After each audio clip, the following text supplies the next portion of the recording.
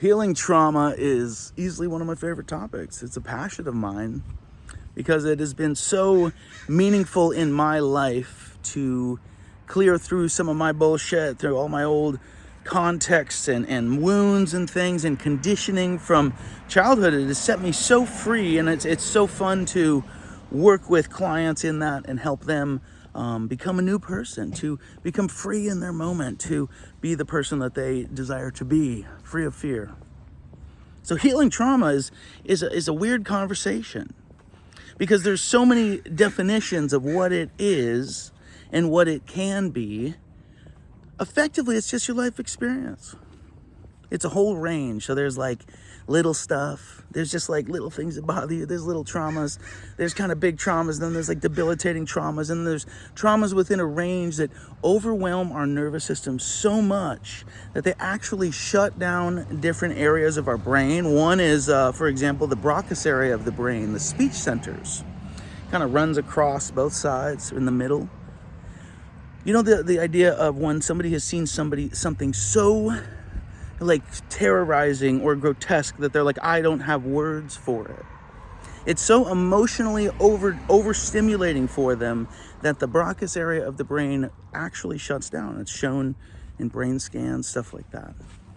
So this stuff has a massive effect on our nervous system and how we engage with the world around us. So if we're saying like, okay, the idea of seeing something, not even a physical trauma, is enough to dysregulate our reality so much that we are left incapable of physical speech. Like that has an effect on your life. And so many bits of trauma go unaddressed because we're just toughing it up and we gotta, be strong and things like that. And you know what? That bullshit, that creates synaptic pruning. That's when your thought sorting process during your REM cycles of sleep take any memories that you're not accessing. And they say, oh, you guys using this one? No, we're not using that. Okay, we'll just cut that. So you don't even have an active memory anymore of some painful thing. But the painful energy of it is still held in your body. You still feel it. And what that looks like is an easy one's relationships. You can be in a relationship and it can go south badly and it hurts. Then you get in a new relationship with somebody completely different. You know they're not the same person. Like you had your red flag list. Like, I'm not gonna do that again. And then all of a sudden, for no reason, it starts feeling like the old relationship.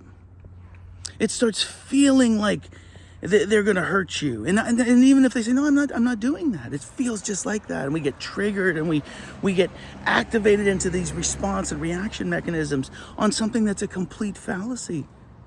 It's an old memory that we're holding on to. So that's what I'm talking about. Trauma, these life experience things, these memories that hold deep down in our nervous system. You can also think of them as instincts. You burn yourself. Now you know what that is. It fucking hurts, right? So you're not going to do that again. You don't even have to think about it. If your body feels something that's a little too hot, you will pull away. And then you're like, oh, that's hot. That's an instinct, right? It's like deeply ingrained in our system. And when we get hurt emotionally, the same thing happens. We go, oh, that's hot. And so if you want to move past all those things, because all of those traumas are built up fears of, oop, don't touch that, be scared of that, be afraid of that, and it leaves us crushed, and it leaves us depressed, and it leaves us this tiny little shell of a person. Maybe it leaves us detached from the person we are, feeling like we're out in the corner of a room or something. And it's all reversible, and it's all reworkable, and you can work right back out of those feelings, and you can work right back out of all the mental illness that is surrounded with those feelings. Same stuff in trauma care, and doing a little self-work, in addressing your shadow, those old memories that live within you.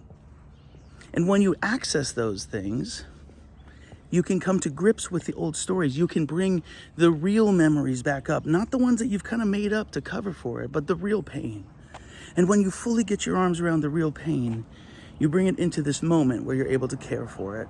Because previously, it was left in a past moment that you could not access, and you've just been feeling like that your whole life. So if you need help working through, you want to access your traumas, you want to heal your pain, you want to get past your shame, you want to live in a beautiful and free way, I'd love to chat with you. You can do an emotional alchemy session. That is a modality where we feel down into these deep energies of pain and fear, the deep energies of the experience. And I say the energies because it's the memories. And there's just a simple modality to walk back through those, find these root stories, heal those up, to come to grips with that old memory in this moment and live your life beautifully and free.